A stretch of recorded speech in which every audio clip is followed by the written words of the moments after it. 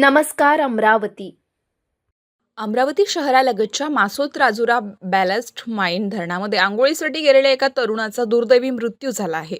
कामावरून परतल्यानंतर मित्रांसोबत धरणात उतरलेल्या या तरुणाचा खोल पाण्यात तोल गेल्याने तो बेपत्ता झाला होता.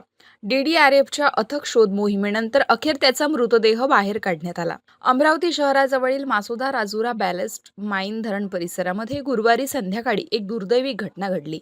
ताजनगर येथील रहिवासी अब्दुल वाहिद अब्दुल वहाब हा काम आटोपल्यानंतर आपल्या मित्रांसोबत धरणात आंघोळ करण्यासाठी गेला होता.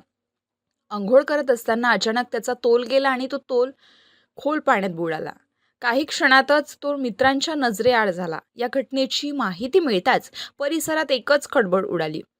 घटनेची माहिती मिळताच पोलीस तात्काळ घटनास्थळी दाखल झाले. स्थानिक नागरिकांच्या मदतीने शोधकार्य सुरू करण्यात आले. मात्र अंधार आणि खोल पाण्यामुळे शोध मोहीम आव्हानात्मक ठरत होती. यानंतर DDRFच्या पथकाने धरण परिसरात युद्ध पातळीवर शोध मोहीम हाती घेतली. 11 जूनच्या रात्री उशिरापर्यंत सुरू असलेल्या या मोहिमेत पथकाने अथक प्रयत्न केले. अखेर 12 जून रोजी सकाळी DDRFच्या जवानांना यश आले आणि अनेक तासांच्या प्रयत्नानंतर अब्दुल वाहिदचा मृतदेह पाण्याबाहेर काढण्यात आला. जिल्हाधिकारी आशिष एरेकर यांच्या आदेशानुसार उपजिल्हाधिकारी संतोष काकडे आणि जिल्हा आपत्ती व्यवस्थापन अधिकारी सुरेंद्र रामेकर यांच्या मार्गदर्शनाखाली बचाव आणि शोधकार्य राबवण्यात आले.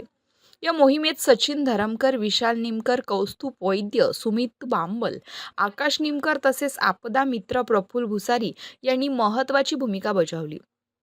या दुर्दैवी घटनेमुळे ताजनगरसह संपूर्ण परिसरात हळहळ व्यक्त केली जात असून नागरिकांमध्ये शोककळा पसरली आहे. पावसाळ्याच्या पार्श्वभूमीवर धरणे, तलाव आणि खोल पाण्याच्या ठिकाणी अंघोळ करताना विशेष काळजी घेण्याचं आवाहन आता प्रशासनाकडून करण्यात येत आहे.